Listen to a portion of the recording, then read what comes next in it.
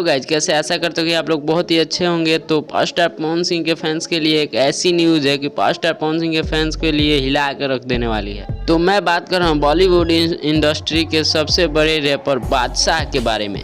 तो जी हाँ, आपने सही सुना, पावर स्टार पवन सिंह और बादशाह का कोलैबोरेशन बहुत ही जल्द होने वाला है। पावर स्टार पवन सिंह अपने ऑफिशियल चैनल यानी इंस्टाग्राम के माध्यम से पोस्ट किया था।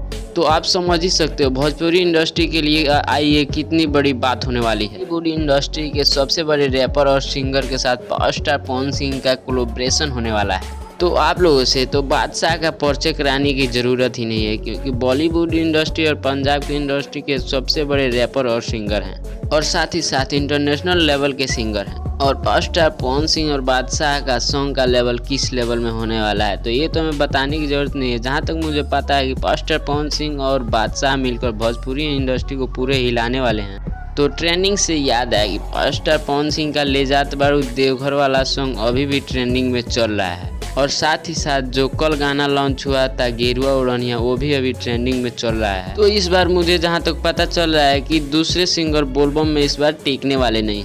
तो बादशाह और पावर स्टार पवन सिंह के फैन काफ़ी दिन से इंतजार में थे कि पावर स्टार पवन सिंह और बादशाह का सॉन्ग एक साथ आए।